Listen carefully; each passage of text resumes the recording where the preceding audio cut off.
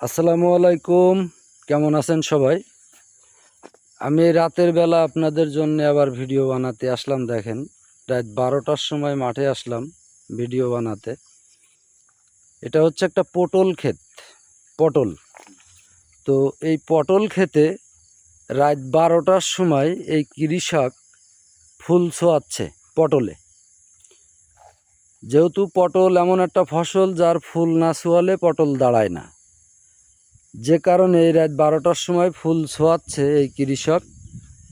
তো এই কৃষকের ফুল ছোঁয়ানির অর্থ হলো দিনের বেলা, সকালবেলা, ভোর রাত্রে যারা ফুল ছোঁয়ায়, 100টা ফুল ছোঁয়ালে 70টা ফল টেকে।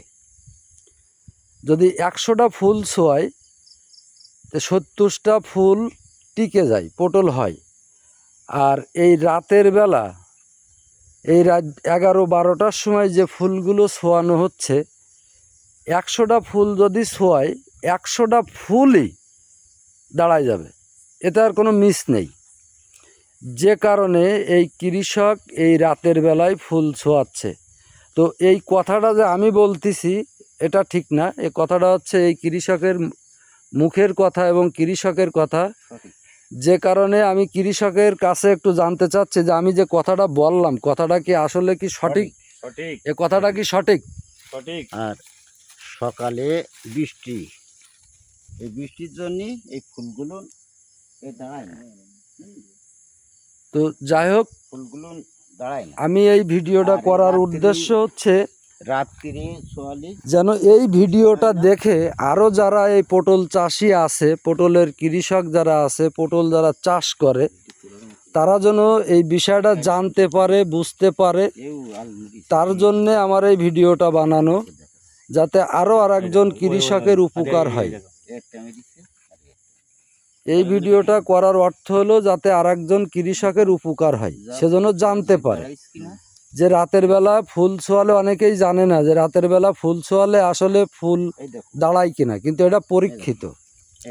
এই যে দেখেন, 100টা ফুল যদি রাতের বেলায় ছোঁয়ানো হয়, সেই 100টা ফুলই দাঁড়ায় যাচ্ছে। এটা পরীক্ষিত। 1 সপ্তাহ যাবৎ এই জিনিসটার পরে আমরা রিসার্চ করেছি, করার পরে এই ভিডিওটা বানানোর জন্য উদ্যোগ নিছি আমরা। তো তারই ধারাবাহিকতায় এই ভিডিওটা বানানো হয়েছে, যাতে আরও 5 জন কৃষক জানতে পারে, বুঝতে পারে এবং এই পদ্ধতিটা অবলম্বন করতে পারে। তো যাই হোক, ভালো থাকবেন সবাই। আর এই ভিডিওগুলো বেশি বেশি লাইক, কমেন্ট, শেয়ার করবেন, যাতে আরও এরকম ধরনের ভিডিও বানানোর জন্য আমরা উৎসাহিত হই, ভালো লাগে। আপনারা যত কমেন্ট করবেন, যত লাইক, শেয়ার করবেন, তত আমাদেরও ভালো লাগবে এই সমস্ত ভিডিওগুলো বানাতে, আপনাদের সামনে দেখানোর জন্যে। তো ধন্যবাদ সবাইকে, ভালো থাকবেন।